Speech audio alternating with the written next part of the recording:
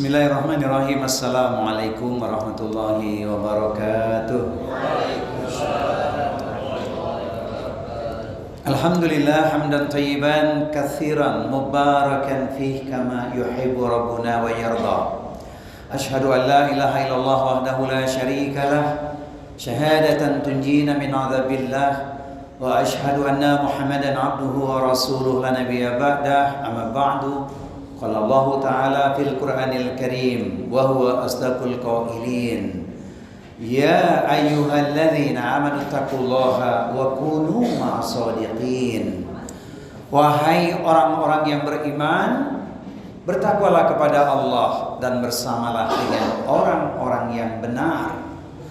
Orang yang benar disebut ahlul khair, pecinta ilmu, perindu surga, ahli ibadah, ahli taat, ahli taubat, ahli syukur, ahli sabar, ahli Quran, ahli silaturahmi, ahli kebaikan. Semoga kita termasuk di dalamnya. Amin ya rabbal alamin. Bersyukur kepada Allah Subhanahu wa taala, bersalawat kepada Nabi, kita amalkan tuntunannya yaitu Al-Qur'an dan As-Sunnah agar kita bahagia selamat dunia dan akhirat. Amin Allahumma amin. Yang tidak membatalkan puasa adalah ngopi dan ngeteh. Ngopi, ngobrolin perkara iman. Ngeteh, ngebahas tentang hikmah. Nah, puasa itu lautan hikmah yang begitu luar biasa, sebab di dalamnya madrasah atau momen tarbiyah. Di kesempatan kali ini, mari kita bicara madrasah puasa Ramadan membentuk pribadi yang zuhud. Saya melihat wajah-wajah zuhud di sini. Amin. Zuhud itu tidak tamak, tidak rakus, tapi fokus. Suatu hari seorang bertanya pada Rasulullah SAW, "Ya Rasulullah, dullani ala amalin idza ana amiltuhu ahabani Allah wa ahabani nas." Ya Rasulullah, tunjukkan padaku satu amalan yang kalau aku lakukan maka Allah mencintaiku, manusia juga mencintaiku. Rasulullah kemudian menjawab, "Izhad fid dunya yuhibbukallah." Zuhudlah engkau terhadap perkara dunia, maka Allah pasti mencintaimu. Ini yang pertama. Kemudian Rasul lanjutkan, "Wazhad fima fi aidin nas yuhibbuka."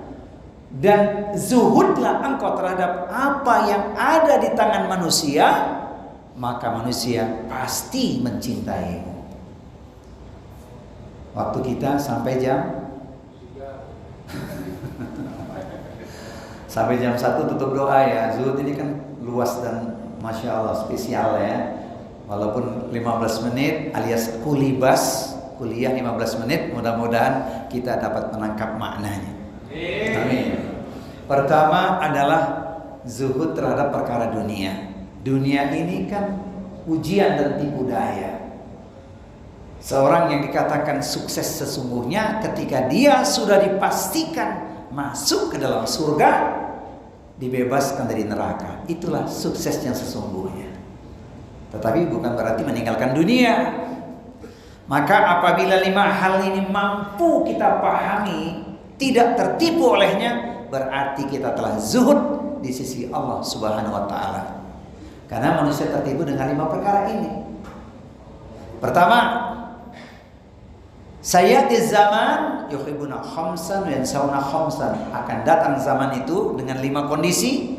Pertama, yuhibbuna dunya wa yansawna akhirah. Ketika manusia sudah terlalu cinta dengan dunia, hubbud dunya, maka dia akan lupa pada akhirat. Itu artinya hendaknya kita tidak tertipu oleh dunia. Kalau kita memahami pentingnya akhirat, maka dunia adalah jalan kita untuk mendulang amal. Sebab Nabi mengingatkan pentingnya kita fokus dengan penghambaan diri kita kepada Allah Subhanahu wa taala, yang digambarkan seolah-olah kita mampu melihat Allah dalam beribadah.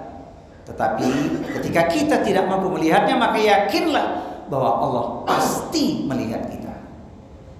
Jadi bukan berarti meninggalkan dunia, zuhud lantas menepi ke tempat-tempat yang sunyi, tidak mengenali lingkungan, tidak demikian. Tetap dia menjadikan mindsetnya akhirat walaupun dia sedang di dunia.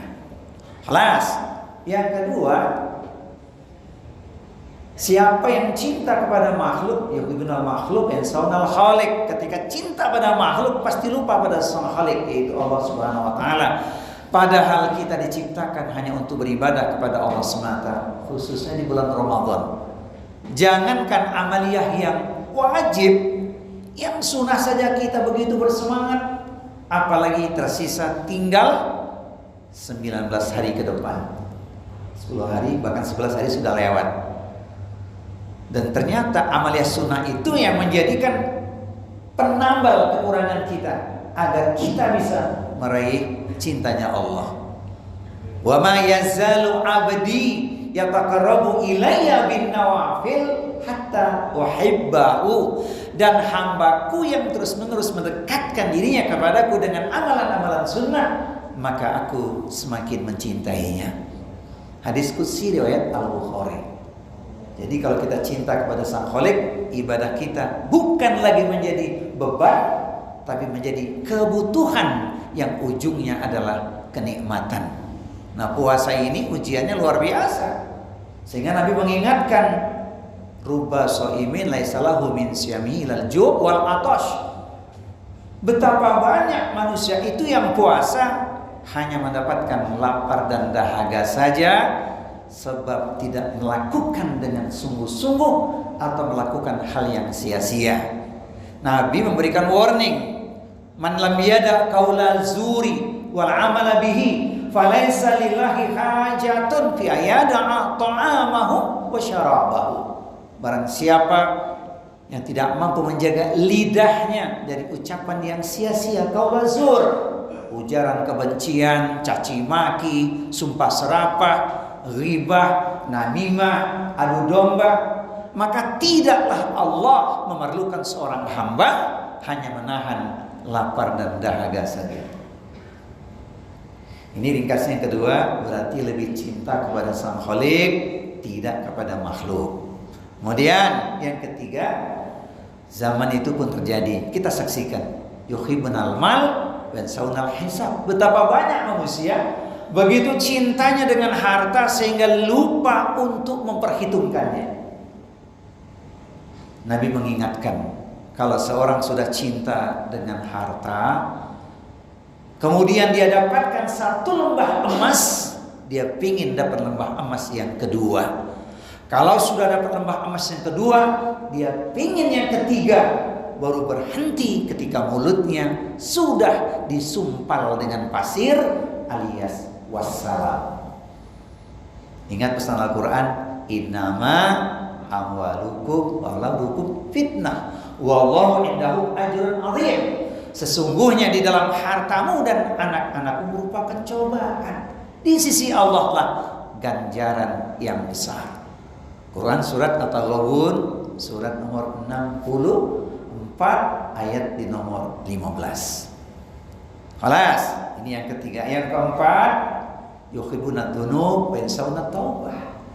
Ketika manusia tidak berlaku zuhud tentang pentingnya akhirat, maka dia melakukan dosa dengan ringan, lebih banyak, lebih cinta kepada dosa daripada bertaubat.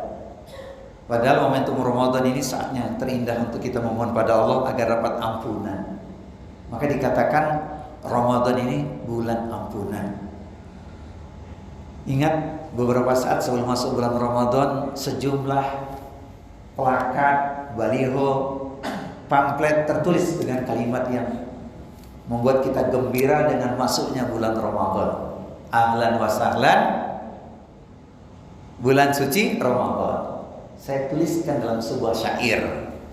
Inilah Ramadan yang dirindu, puasa untuk kita meraih tentramnya kalbu. Maka siapa yang tidak berpuasa karena Allah, meraih ridha Allah selalu, dialah orang yang terlalu. Gitu. Jadi rugi ya kalau nggak puasanya, nggak semangatnya. Ini diantaranya ini, masya Allah. Tapi saya lihat wajah-wajah pecinta Ramadan semua ini, alhamdulillah. Semoga puasanya Najih sukses, amin ya robbal alamin. Tapi ada yang kasih syair begini, Ramadan bulan impian, semua amalan banyak ganjaran. Insya Allah pasca Ramadan kita pasti lebaran. Itu yang pasti ya. Soal THR mah nggak usah dipikirin. Insya Allah 3 bulan gaji. Amin ya robbal alamin. Kalau Ustaz tiap hari THR-nya, tausiah hari Ramadan. Nah, jamaah sekalian hati-hati. Ini yang membuat kita akan berubah ketika bicara tentang taubat. Setinggi gunung, sedalam lautan dosa dilakukan, ketika sungguh-sungguh bertobat kepada Allah, dia akan dapat ampunan. Surat cinta Allah, Quran surat Al-Furqan, surat yang ke-25 ayat di nomor 70. A'udzubillahi samii'il 'aliim minasyaitonir rajim. Illa man taba wa amana wa 'amila 'amalan shalihan faulaika yubaddilullahu sayyi'atihim hasanat wa kanallahu ghafurur rahim. Kecuali orang-orang yang bertaubat, beriman kepada Allah dan beramal salih, maka tergantilah seluruh perbuatan buruknya menjadi kebaikan. Sesungguhnya Allah Maha Pengampun lagi Maha Penyayang. Hati-hati, jangan sampai kita gampang memvonis seseorang dengan kalimat yang berlebihan, karena kita tidak pernah tahu akhir kehidupan seseorang. Hari ini dia maksiat, siapa tahu besok dia ahli taubat. Karena ada sebuah hadis yang populer menjadi renungan kita semua. Inna rajula la ya'malu zamanat tawil bi amalin ahlil jannah summa yuhtamu lahu amalu bi amalin ahlin nar. Dahulu ada seorang melakukan perbuatan orang-orang ahli surga, amal solehnya luar biasa, seolah surga tinggal sejengkal di hadapannya. Apa yang terjadi? Jelang akhir hayatnya dia melakukan perbuatan bodoh, iseng-iseng bermaksiat, berbuat dosa, maut merenggutnya. Berpulang dia dengan gelar buruk, su'ul khatimah. Padahal amalnya begitu banyak sudah dia ukir. Ini yang harus kita waspadai. Hati-hati, jangan merasa amal kita sudah cukup, maka lebih baik kita istiqomah menjaga amalan kita. Inilah madrasah Ramadan itu. Ibadah kita tetap bersemangat walaupun pekerjaan kita mungkin orang mengatakan berat, tidak mengurangi semangat kerja. Nah, hadis yang berikut ini nih, penutupnya ini yang luar biasa. Wa inna rajula la ya'malu zamanat tawil bi amalin ahlin nar summa yuhtamu lahu amalu bi amalin ahlil jannah. Sebaliknya dahulu ada seorang melakukan perbuatan orang-orang ahli neraka, seolah neraka tinggal sejengkal di hadapannya. Allah berikan hidayah kepadanya, dia bertobat dan hijrah. Belum sampai langkah hijrahnya dia capai, maut sudah merenggutnya. Wafat dia dengan gelar husnul khotimah karena niat taubatan nasuhanya. Jadi jangan gampang memvonis orang.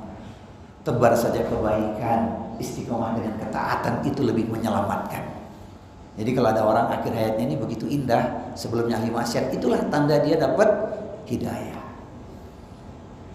Pelajarannya buat kita, ada orang yang awalnya baik tapi akhirnya buruk. Ada orang yang awalnya buruk tapi akhirnya baik. Kita pilih yang mana kira-kira ya? Awalnya baik, akhirnya baik. Wah, keren itu, Masya Allah. Awal baik, akhir baik. Tapi ingat, kau yang berjanji, kau yang menepati, jangan mengingkari. Masya Allah. Kan kita sudah berjanji untuk taat pada Allah. Alas, nah kemudian yang kelima ini, yuhibbunal qusur pensaunal kubur. Ketika seorang cinta dengan kemegahan, istana, jabatan, kemewahan, pangkat dan derajat, dia lupa pada liang kuburnya. Padahal itu yang sebenarnya rumah kita, rumah masa depan. Ingat peringatan keras yang Allah sampaikan di Quran surat Ali Imran, surat yang ketiga ayat di nomor 185. Kullu nafsin dha'iqatul maut wa innama tuwaffawna ujurakum yaumal qiyamah faman zuhziha 'anil nari wa udkhilal jannah faqad faz wa mal hayatud dunya illa mata'ul ghurur. Setiap jiwa pasti merasakan datangnya kematian, maka disempurnakanlah untuknya pembalasan di hari kiamat nanti. Jika dipastikan masuk ke dalam surga, bebas dari neraka, itulah kemenangan yang besar, kemenangan yang sesungguhnya. Dunia hanyalah tipu daya yang melalaikan. Jadi kalau 5 perkara tadi dibalik, itulah orang yang zuhud terhadap dunia. 1, lebih cinta akhirat dibandingkan dunia. 2, cinta pada sang khaliq dibandingkan makhluk.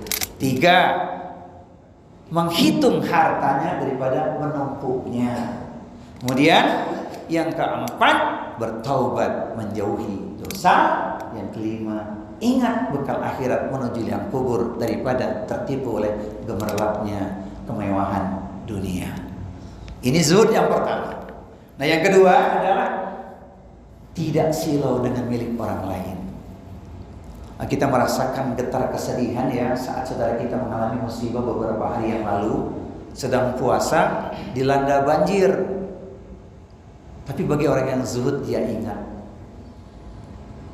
hadis Tirmidzi, khalaqallahu kulla syai'in fakataba hayataha wa mautaha wa musibataha wa rizqaha, bahwa segala sesuatu yang telah Allah ciptakan dituliskan untuknya 4 perkara: hidup, mati, musibah, rizki. Kalau boleh ditulis dalam sebuah syair, saya tuliskan syairnya begini: hidup sedang kita jalani, mati pasti akan terjadi, musibah sudah datang silih berganti seolah tiada henti, namun rizki ada setiap hari bahkan sampai saat ini. Syair riwayat Anwar Zufri. Hafal nggak Pak? Jadi kalau sudah zuhud, tidak silau milik orang lain, sedang terkena musibah, dia lihat ke bawah. Unduru ila man huwa asfala minkum wala tanduru ila man huwa fawqakum fa innahu ajdaru alla tazdaru ni'matallahi alaikum. Hadis Tirmidzi. Lihatlah kehidupan orang-orang yang ada di bawahmu. Jangan sibuk melihat kehidupan orang-orang yang ada di atasmu, karena itulah yang paling tepat untuk dirimu. Jika engkau tidak melakukan itu, maka engkau akan meremehkan nikmat yang sudah Allah berikan kepada dirimu.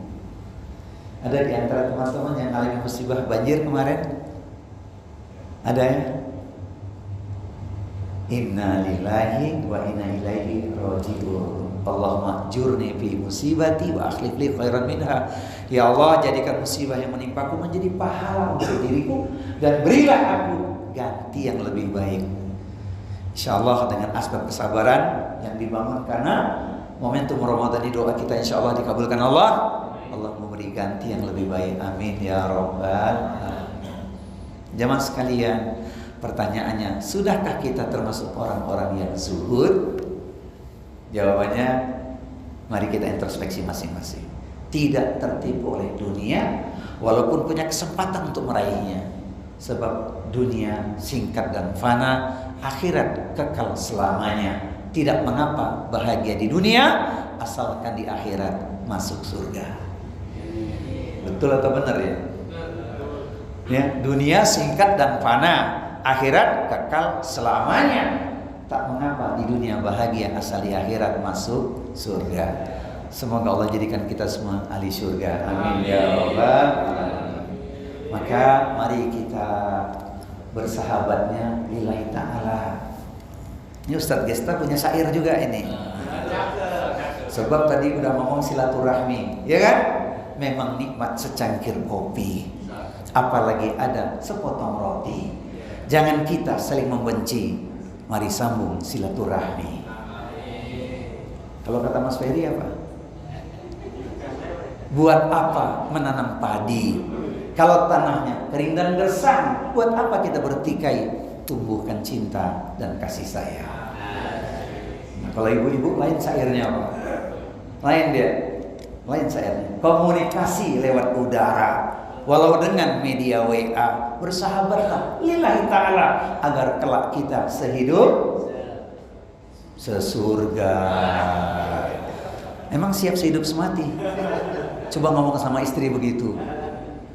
Nggak mungkin sehidup semati, tapi bisa sehidup sesurga. Saya tutup dengan surat cinta Allah Subhanahu wa taala.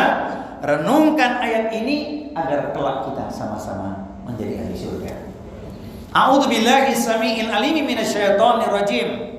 Jannatu 'adnin yadkhulunaha wa man salaha min abaihim wa azwajihim wa dzurriyyatihim wal malaikatu yadkhuluna 'alaihim min kulli bab. Salamun alaikum bima sabartum fanni'ma uqbadar.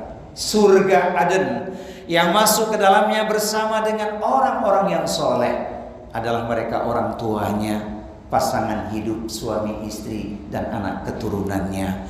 Di setiap pintu surga malaikat mengucapkan kalimat yang menenteramkan jiwa, kalimat cinta. Selamat sejahtera atas kesabaranmu. Inilah akhir kesudahan yang tak bertepi. Engkau menjadi penduduk surga. Semoga orang tua kita ahli surga, amin. Semoga kita dan istri kita ahli surga, amin. Semoga anak keturunan kita ahli surga, amin. Bersama dengan orang-orang soleh di surganya Allah kelak, amin ya rabbal alamin. Quran suratnya surat 13, ayatnya 23-24. Sering dibaca ayat itu. Ngobrol sama istri sama anak, baca ayat itu. Wahai istriku, wahai anakku, aku punya syair untuk kalian. Apa itu? Menatap awan ke angkasa, sungguh tinggi tidak terkira. Berumah tangga bukan sekedar cinta, namun ingin sehidup sesurga.